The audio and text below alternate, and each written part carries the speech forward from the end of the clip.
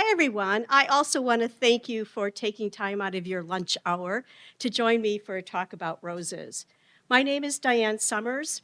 I am the president of the American Rose Society. You might not have heard about us. We were founded in 1892. So if you do the math, we've been around for 132 years. And our overall mission is on education and preservation and enjoyment of roses. How many of you in the room grow roses? Wow, look at that. You know, roses are really one of the most popular plants out there, and everybody loves to grow them, and everybody, wants to have more in their garden, right? My goals today are to, number one, to take care of the myth that roses are hard to grow, because they're not anymore. And then second of all, my second goal is that when you leave this room, you go and buy 1, 2, 3 more roses to put into your rose garden, right? And then maybe you won't even stop there. So thank you again for joining us today. A little bit more about me. I have been growing roses for over 40 years. I know you don't think I'm that old, but I really am, right?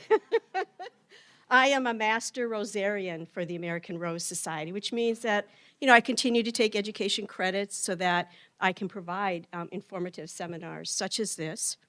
I enjoy not only growing roses, but I compete with my roses in horticulture as well as creating flower arrangements. And I'm a judge for the American Rose Society for both horticulture and arrangements. Now, you might think, where is this lady from? I actually live about 50 miles east of here. So I am in a Zone 5 Wisconsin area, just like most of you probably are. And I grow right now about 250 rose bushes in my garden. I've had as many as 400 in my previous residence. So yes, I enjoy my roses, right? So in the next 40 minutes, I'm going to try to give you as much knowledge as I possibly can that I've accumulated over 40 years. So we'll see how I do with that. We're going to cover several topics, and you can see those on the screen here. The photographs are from my garden. Okay? Again, this is Wisconsin, right? You don't have to live far away to have beautiful roses. And the garden that looks all brown, that is in springtime. It could have been just taken yesterday when you look at the kind of spring we're having, right? I do not winter protect any of my roses. Okay, so there's another fact. You don't have to spend a lot of effort protecting your roses if, in fact, you have the right roses in your garden, right? And then the picture with all the beautiful flowers was taken last July. So you can see how quickly my garden rebounds. The new roses that are coming into the market are truly bred for hardiness, disease resistance, and fragrance. And that's an important fact for you to remember. So if you're looking for a hardy rose, look at the ones that have been introduced in the last 10, 15, 20 years. And you're more likely, number one, just to have a plant that's going to be more hardy for you. I actually attended a program by the head breeder of Cortis Nursery. They are located in Germany. And this was just last week, so it's very timely. And he gave their breeding priorities at Cortis. And this is in order of priority. So their number one priority is resistance against fungal diseases, okay? So that ugly word black spot, they can take care of that. And in fact, with Cortis roses, most of them are completely resistant to black spot. Winter hardiness is also a key priority. And interesting enough, heat tolerances. Who would have ever thought heat tolerance was? Certainly maybe something we don't think about in Wisconsin. But remember, other areas of the country have some really challenges with heat and dryness throughout the year. And so Cortis and other nurseries and breeders, they are really testing their roses in all different kinds of environment, which also means that some roses grow better in one environment or the other, right? So think about that as you're selecting roses for your garden. It's interesting, I have a list of roses that I know grow very well in my garden that people in San Diego, which is just a lovely growing climate, they can't grow in their climate, right? So it's very different no matter where you are. But after resistance, hardiness, heat tolerance, then breeders are looking at flowering abilities. They're looking at the quantity of blooms, the duration of flowering, how they look when the blooms are getting old, and how intense the colors are. And then finally, they're looking at other flower characteristics, color, shape, fragrance. And if you notice that first slide, you saw a variety of colors and a variety of shapes. That's what's happening in the world of roses today. You can add a rose anywhere in your garden, and you're just going to enjoy the variance in color and quality of the bloom. Let's talk first about how to select a quality plant. Now, I'll maybe start with those middle pictures there, because I always have to kind of chuckle when I go to a store and there's the $1.99 specials in a big box in the middle of a store, and people are, fighting over which one of those they want. And, a lot of those plants were packaged last fall. They've been sitting in a warehouse someplace. They obviously haven't been watered, okay? They're a great bargain. But if they don't grow well, they're not such a great bargain, are they? And so I ask that you think about buying a quality plant to start with. Many of our roses that we buy are still grafted, and the example here on the left is with Multiflora. And you can see that the canes of the rose are coming out on top. And look at that nice root structure that we have in that plant. This is actually an Edmonds rose that I bought just a few years ago. If you look at the roses, the packages in the middle, look at how tiny those root structures are. Look how they had to cut them down to cram them into those, those containers, which they tell you to not, you don't even have to unwrap them, right? Put them in the ground, because I don't think they want you to see what happened to that rose, right? So I would suggest staying with a very nice quality plant, one that's grafted. You can see that. You can order grafted rose bushes that come without soil on them, okay? And there's a lot of companies that do that. I do that for most of my roses because I'm kind of selective, because I'm looking for particular varieties. And truly, you'll get a rose bush. You probably pay less for it if you buy it this way, because the nursery doesn't have to plant it and care for it and grow it, right, till it gets to that nice, beautiful rose bush you see on the right. But still, you might not want to bother with that. You want to get a nice big rose bush. So therefore, go to the rose center, the garden center, and buy something that's growing, and it's got leaves, and it's got buds on it, right?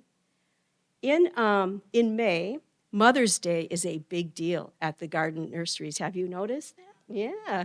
And so they work really hard to have those rose bushes ready to go with buds and blooms on them, etc., to really entice all of you into buying their rose bushes. So if you want to just plant 1 or 2 or 3, go to the nurseries, end of April, early May. You'll probably find just a great selection. We're going to talk about some generalities here, but in general, hybrid teas and grandiflora roses tend to be not as hardy as some of the other roses. Why is that? Because years ago, they started to breed these roses to have these big, beautiful blooms on them, right? And that's what the public wanted. These tend to be very upright plants with one bloom on the top. You think of that long stem red rose, right?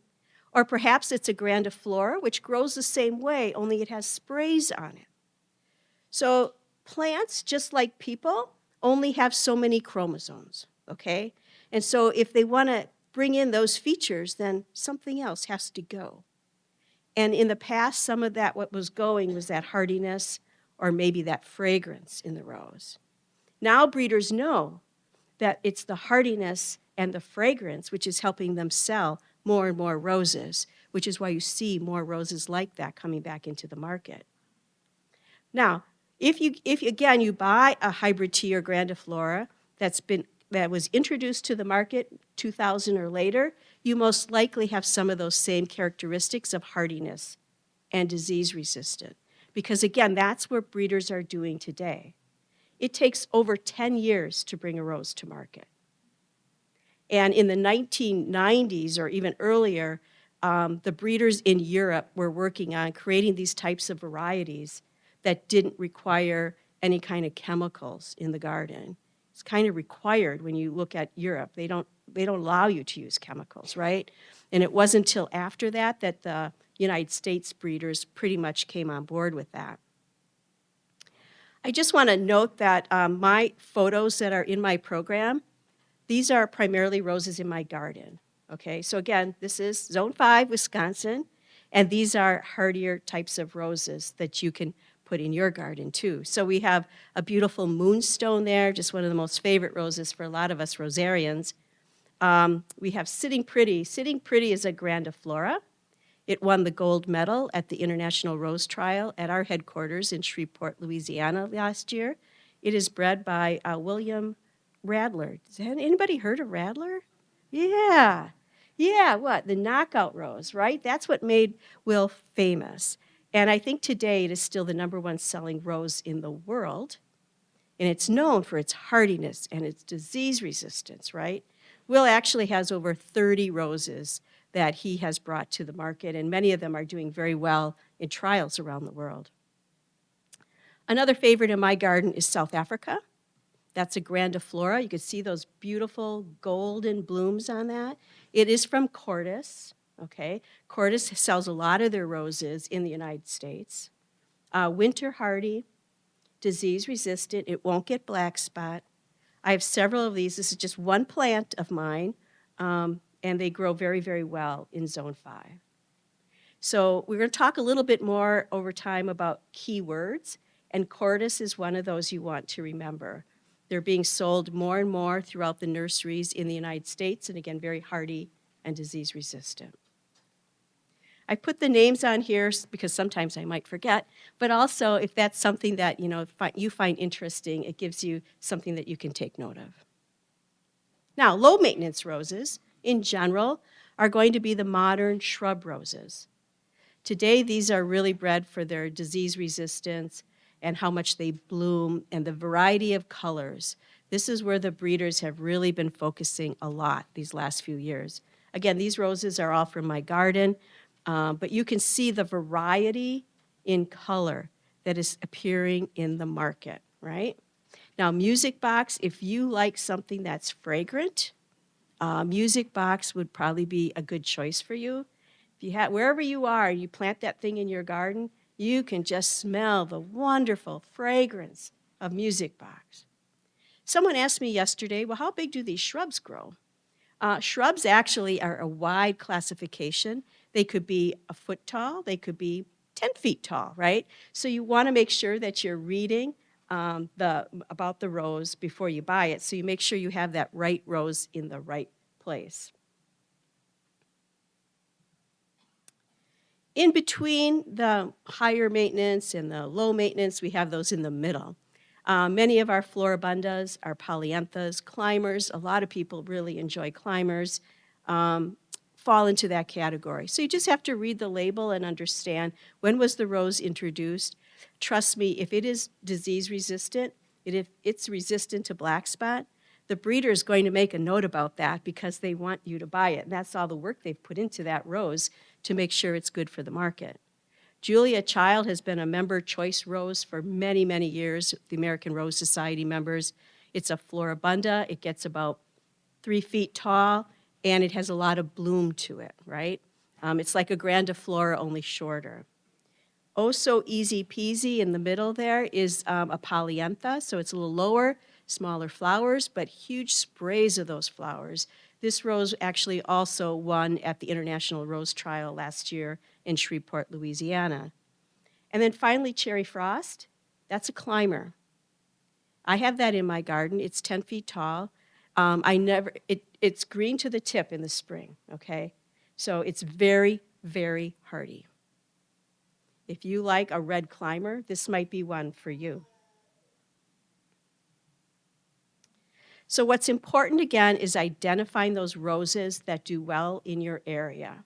Each year, the American Rose Society has a handbook that they put out that rates all the roses that have been in commerce, but also we continue to rate the new ones coming into commerce. There's a few of those handbooks back at the back corner there when you leave. I've also added a QR code with a nice digital booklet on growing roses, so you can get some information on that as well. Many shrubs, though, again, are hardier than those hybrid teas. David Austin shrubs. Some gentleman was asking me about David Austin before we started this presentation. David Austin started in England, and they created roses that are like those old-fashioned roses from years ago, many-petaled, fragrant. They took it to the next step, and they added repeat bloom to them, and then they are working on making sure they are that disease-resistant and hardy rose. I have about 25 of them in my garden. Very, very nice shrub roses. They'll grow at all different heights. You have to read the descriptions. And you can purchase those roses. A lot of times in your garden center, it'll say it's a David Austin, or again, you can purchase that directly from David Austin in the United States. We've talked about Will Radler and his wonderful roses at Rose Innovations. Easy elegance, another key word, if you see that in the garden center. Drift roses, Cordis roses. Altman Roses, Ping Lim, he's a breeder from Minnesota. He sells his roses through Home Depot. So if you're shopping at Home Depot and you see, Altman Rose, then you know that that's probably going to be a very good quality rose. Check out your local parks. They have roses in them, and they grow the kinds of roses that are going to do well in your environment. Also think about attending a rose show. The American Rose Society has rose shows all around the country, including the Wisconsin State Fair. And that's hosted by the Greater Milwaukee Rose Society, first Sunday in August. And everybody in the state is welcome to come and bring their roses. You can come and bring your roses. And they're put into competition and they're judged. It's a great way, again, to see the roses that are growing in your area. I did a little survey in January. I wanted to see if I asked my consulting rosarians in Wisconsin, what kind of roses would you recommend to a beginner gardener? And this is the list I got. So maybe you want to take a picture of this, or you can see it later, as it's out on another YouTube or wherever. But notice again that shrubs are dominating this list. And this is only a sample, because frankly, I could have given you 50, 60, 100 of them that I really like, right? And so could most of my friends. But this is a good list to get you started if you're looking for particular types of roses. But again, shrubs are dominating, many different flower forms, many different colors available to you. So let's talk about planting and growing your roses. The number one thing is you need to have sun. If you have all shade in your yard, you just aren't going to get these big, beautiful blooms. Roses need at least about 6 hours of sun a day. Now, if you have a shady garden, but maybe you've got a place on your patio that's kind of sunny, you can grow roses in containers. They do very, very well in containers, but then we just have to be careful about what we do about those in the winter, and we'll talk about that later. The more sun, the more air that plant is going to get, the better for the rose. If it has morning sun, it's going to dry off the leaves faster. Why would that be important? Because things like black spot will form if the water is sitting on the leaves for 4 to 6 hours, okay? And if you think about it, in the evening, there's no sun, there's less wind typically, and so those leaves can't dry off, especially those near the bottom of the plant. I like to tell folks that if you like to go out and have dinner, and then you like to go out and water your garden, that you might be promoting an environment for black spot, okay? Water your roses earlier in the day. When I used to have my garden of 400 rose bushes, I only watered with my overhead sprinkler. That is just fine. I think that roses like a bath, just like the rest of us. And what I have done is I always watered in the morning, right? And then all the plants dry off. As I said, they like to have good airflow. That helps them dry off as well. Avoid root competition from those large trees. And try not to put companion plants too close. However, roses do really well in your perennial garden. You know, they're just like any other perennial, and they will bloom throughout the whole summer. And many perennials don't, right? So consider adding a rose bush. So one of the aspects that we see with our roses is that generally they can come grafted or they can come own root, it's called. And here's a picture that shows both. When it's grafted onto other plant material. That helps the nurseries to really be able to grow many roses faster and get them to market faster. The plant will take off faster, so it's a better experience, right, for all of us. Own root takes a little longer, but it's going to be stronger in the sense that the root structure for that particular rose is right there, and you don't have to worry so much about winter freezing. Note that when you see the black line under that grafted joint, in a zone 5 or zone 4, etc., you want to make sure that you place that grafting point under the soil. 2 to 3 inches is good, okay? Like I said, I don't winterize my roses, but in the springtime, sometimes if we've had a bad winter, I am cutting those things down to the ground. And after a couple weeks, they pop back up, right? But if you have the graft sticking out of the soil, you're out of luck. And as experienced as I like to think I am, that happened to me the first year in my new garden. Because I planted them where they should be, but I had new soil. And guess what happened? The soil shrank, right? And when it did that in the spring, all my grafts were above the soil. And I was like, oh, no. So I've had to work on that a little bit. We learn something every year. So when you're planting that rose, again, if it's an own root, which today many shrubs and easy care roses are coming out own root. Sometimes you actually have a choice when you buy roses online if you want it own root or you want it bare root. It will be slower the first few years.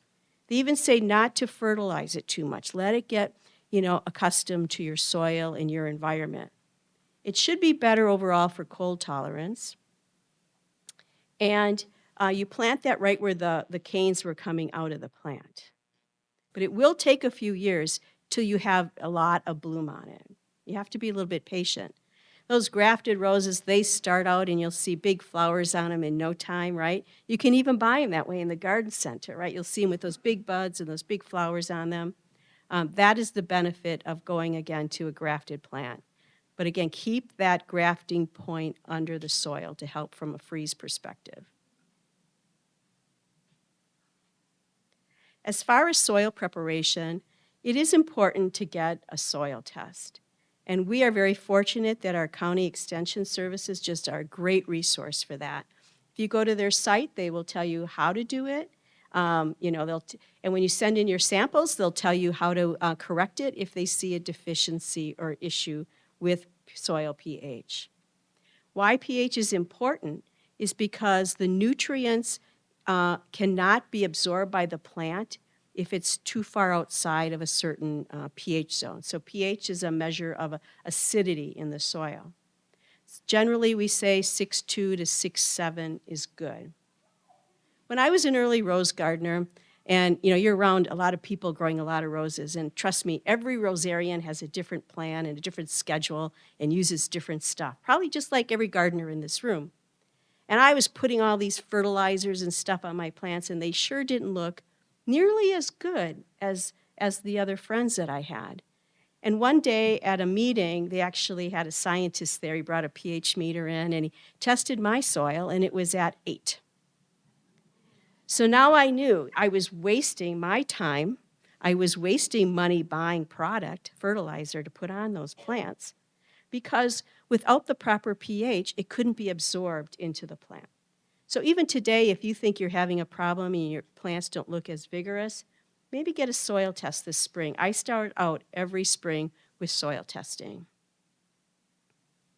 When you're planting your rose, you want to have a wide hole and make sure that it's deep enough for the type of plant that you have and where you want those roots to be established. if you have a lot of clay, and a lot of us do in southeastern Wisconsin, make sure that it is that you're not in a situation where the water cannot penetrate down into the soil. Roses, again, are like people. They need water, but they also need to breathe, right? And I had a great example of this last summer. My husband was digging holes for my tomato plants. I don't give my tomato plants great areas because those all go for my roses. And so he dug this hole, and I put this tomato plant in, and I filled it up with soil, and I watered it, and it was like it was out on the sea. The plant just kept going like this, back and forth, back and forth. And it was very obvious to me that that soil was not draining, right? That was not a good place for my tomato plant. I eventually pulled it out. I put it into a pot, and I grew it in a container for the summer. So make sure that you have proper soil. It just makes common sense with any of our plants. If you need to amend it, what we often talk about is using a lot of compost and continue to work the compost in, but don't just take out the clay and layer compost in, because again, you're going to have that, what we call that bathtub effect. Once you have your soil, I fill it about the hole up about halfway, and then I fill it full of water. I want to see that that water is draining out, okay? And then I'll fill it up with soil the rest of the way, and then I'll water it again. I typically will add some compost into the soil that I'm throwing back in that hole, and then I'll apply an organic mulch on top of it. We've talked a little bit about water. Plants like water, roses like water, but again, make sure that you've got good drainage, right? In the springtime, in June, that's when our roses start to bloom. They look so beautiful and lush, and they're so full of bloom. And then what happens in July? They kind of slow down a lot, don't they? They maybe don't look so hot. Well, July is one of the hottest months of the year in Wisconsin, and maybe they're not getting as much water because June, we get a lot of rain too, right? So think about how much you're watering your roses all season long. And again, if you're going to water overhead, try to do that more in the morning so that those leaves dry out. Pruning, people start to freak out about how to prune a rose, and it's really quite easy. Do you think we're ready to start pruning our roses right now? It's kind of nice outside. We've had a really nice warm winter, haven't we? Yeah. No, you don't want to touch those plants yet. As hard as it is, I wander around my garden almost every day right now. I touch the canes, looking at them, but I know I can't start yet, okay? A little bit more of chemistry. As the fall approaches, we have a little less sun. It's getting cooler temperatures. That actually causes changes in the cellular structure of those rose canes, almost like an antifreeze, so that they can withstand some of that freezing and thawing cycling without bursting the cell structure, okay? And that continues to build into December. So the longer you keep your rose uncovered, the better it is because it can keep generating more of that antifreeze. Now, after January happens, when January, what? We start to get longer days again. And we start to get a little bit warmer temperatures, and then the antifreeze dissipates. So really by middle to end of February, it is all gone. So when we lose roses because of temperature, as long as we've planted them properly, cared for them properly, it's because of March. It's not because of December or January. It's because of March. So we all have to be very patient. And, you know, Mother Nature is running the show here, guys. So you have to wait till Mother Nature tells us it's time to plant our rose, or to prune our roses. In my Zone 5 garden, for me, that's usually the first couple weeks of April that I begin. But sometimes it's been as late April or early May. One indicator plant you may have heard of is the forsythia plants. So if you see the forsythia blooming in your yard, it probably means it's okay to start pruning. But be prepared. If we get a hard frost after you prune, when you prune, you're going to start to stimulate that plant to grow. You're going to start to see growth. Cover it if there's a hard frost. Use a bucket, use, drop cloths, whatever you got around, right? Try to keep that plant from having that frost on the plant. Okay, so now we're at the point of pruning. You want to remove all the dead, the diseased, the damaged, all the crossing canes, all the stuff, so that when you end, you've got a nice plant that has got outward facing canes. Again, you want that water to be able to get throughout the plant, right? And when you prune it, if you can prune it so that there's an outward facing bud, you can tell when you look at your rose bush where the next stem is going to come from. Again, that will promote that effect that you want, which is leaving more room in the middle of the plant so that air can go through the plant. Of course, during the summer, you're removing all the spent blooms. You want to encourage new growth and new flowers. If you don't do that, you won't get a lot of new flowers. You'd be amazed at how many new flowers you get if you prune your rose bush. Even bushes that claim to be self-cleaning. That's one of the things the breeders are doing as well. Self-cleaning roses so that you don't have to really touch that rose at all. But even then, if you start to prune it a little bit, you're going to see more growth and you're going to see more bloom on it. If you think about it, a new cane is going to form and it's going to always be smaller than what it came from, right?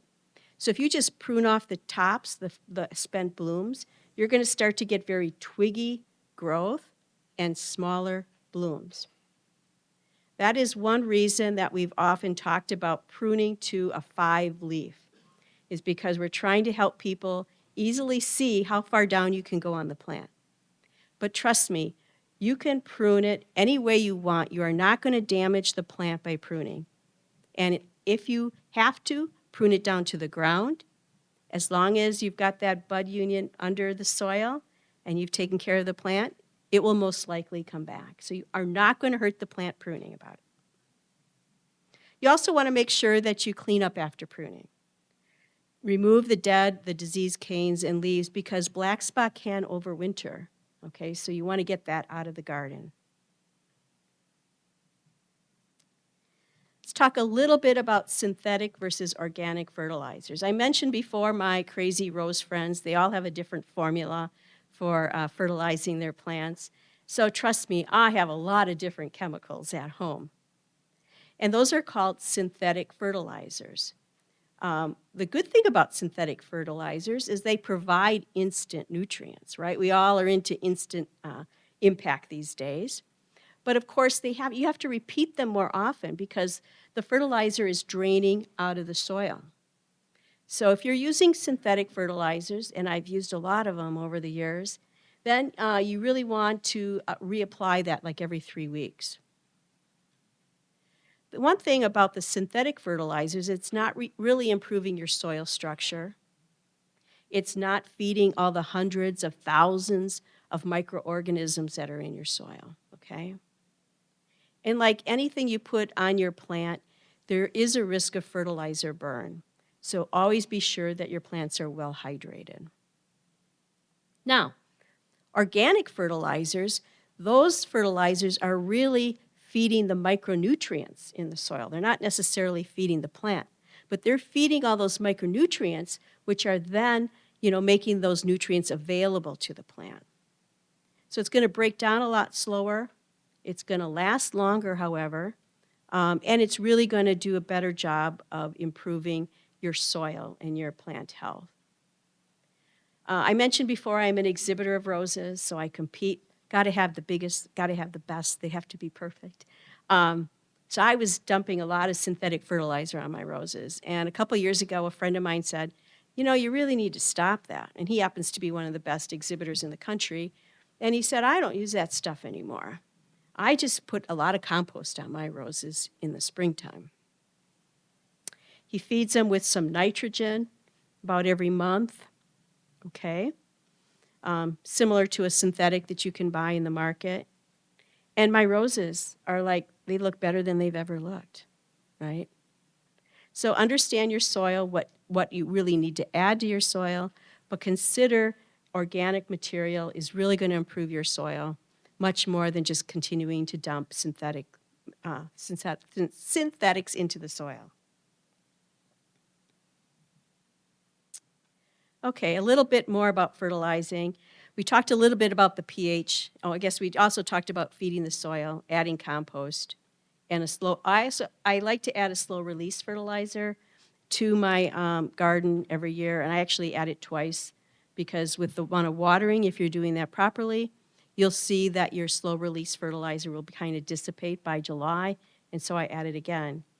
You would want to stop fertilizing your roses about the end of August because then you just want them to start to slow down and get ready for winter, right? So if you're using synthetics, you'll want to stop fertilizing at the end of August in our Zone 5 climates. So here's the slide on the bugs that everybody thinks are just so awful for our roses. We'll start with black spot at the top. We've talked a bit about black spot, okay, by disease-resistant plants. The new plants that are on the market today are disease-resistant, they're black spot resistant. There's 13 types of black spot, and they are testing chromosomes to even see how many of those, those races is what they're called, are on the chromosomes. You can buy plants today that will absolutely not get black spot. Aphids is another insect that bothers a lot of people. It doesn't really bother me because I don't see it doing much plant damage for me. You can just take your hands and just kind of smooth it over the cane and squish them all, right? Some of you might want to put a glove on until you do it enough, and then you go, I don't really care. Or you can just take soapy dishwater and put that on your plant, throw some on there, and that soap will coat the membrane. And so then they will die. No chemical. I have a lot of sawfly larvae damage in my garden. At this point, I live on somewhat of a woods. And so in the springtime, the sawfly will eat those holes in the leaves. So you might have seen this on your roses as well. And if you look underneath the leaf, you're going to see tiny green worms. And if you have a plant or two, you just pick them off and smush them again, right? It's not a big deal. Early in my rose career, I'd get a little stick to try to get them off and slam them with a rock. I don't know, but now I'm back to my fingers, okay? But in my garden, if I do not take care of that, they'll defoliate my entire garden. And so if that happens to you and you see a lot of them, not just on your roses, you'll need to use an insecticide to really control it. And then, of course, we have our favorite Japanese beetles, right? Everybody loves those. How many of you have Japanese beetles in your garden? Oh my gosh, everybody's raising their hands. Yes, I have Japanese beetles too. And to control Japanese beetles, you really have to interrupt their life cycle. And the best way to do that is to start to apply a grub product to your soil and to your lawn. I track when I see the first Japanese beetle in my garden. And it varies between June 27th and July 4th. I'm wondering if, it'll be a little earlier this year because we've had such a nice warm winter so far. I don't know. But I'll apply that product a couple weeks before I think the beetles are going to come. And it'll feed on the beetles, the grubs will feed on it, and it will help to kill the grubs before they reach out of the soil. And those products are well tested, they won't damage your earthworms, they won't damage a lot of other things, so they're relatively safe products to use. How many of you use Japanese beetle bags? Wow, only a couple. That's just great. Japanese beetle bags will attract Japanese beetles, right? So everybody says, if you're going to use Japanese bags, then put them on your neighbor's property so that all the beetles go over there, right? Do not use Japanese beetle bags. Do not. Will Radler did a test, and he has absolutely beautiful gardens, right? And he lives actually in over by in Wisconsin, in Milwaukee. And he had some Japanese beetle bags. He wanted to see how this really worked. And yes, they were full all the time, right? But what was more interesting was the next spring. Because when he lifted up the sod, it was all full of larvae. So even though you think you're getting rid of all those beetles, you're also having more for the next season into your garden, right? Now, if you have to you should try to get rid of them, right? Because they're awful on your plants. And just by dropping them into soapy water, that will kill them, right? You don't have to use a chemical. It's not worth using a chemical for. And you can pick them off, or like me, sometimes I'll have a bloom with 10, 15 of them on there. It's just gross, right? And you just kind of shake them off into that bucket. I do that twice a day in my garden in the summer. And also, again, I'm a competitor. So if I'm trying to keep them off of certain blooms, I actually use paint strainer bags, which I turn upside down, and they're kind of like a cloth, and they've got elastic on the bottom, so I can put them right over my bloom, and I put little sticks on it to keep it off the bloom. Japanese beetles cannot fly up, so it's protecting my rose from the beetles. Now, I would tell you, I probably have about 80 bags at home. It's really nice because you can wash them at the end of the season, okay? But now Amazon keeps sending me stuff. They think I'm a professional painter. I'm not. In fact, my husband doesn't want me to paint anything in the house, but I do have a lot of Japanese paint strainer bags, which are just great to use. And then finally, deer. Anybody having deer problems in their yard? Yes, yeah. You know, I don't have a great solution there. This picture of the deer is actually in my garden in winter time. We have about 3 acres in the Kettle Moraine, so, we have a yard part, but most of it's wooded. And, I can see 10, 14 deer at a time in my yard. But I will tell you, this is my strategy the last couple of years, which has been successful and have kept the deer out of my garden. I use a smelly product that you can find on the market. I happen to use Liquid Fence. There are others out there. But I spray every single week. I do not spray my roses. I don't like putting that kind of stuff on my roses. But I spray the entire perimeter of my yard. And so I'll spray shrubs and trees and all sorts of things, right? Not my roses, but I'm trying to keep them out of the yard. Now, most of those products say you do it a couple times in the spring and then you just do it once a month. You got to do it every week religiously. So I buy the pre-mixed stuff because it's easier. I have big sprayers and things like that, but it's just easier. I just know I have to do it. It stinks really bad, but after it dries, you really can't smell it. People can't smell it, right? Now, a friend in Iowa told me that he uses mosquito zappers. That was kind of interesting. But he said, gee, I put these mosquito zappers up to get rid of the mosquitoes, and I got rid of the deer. And I thought, really? Okay. So I also have 2 mosquito zappers in my garden. And I'm not really sure that they work, frankly. But if I just have my spraying and I don't have my zappers, I still get some deer in the yard. So maybe they work in concert. I don't know. But the last 2 years are the first time that I have not had deer eating all my roses down. So that's what I use.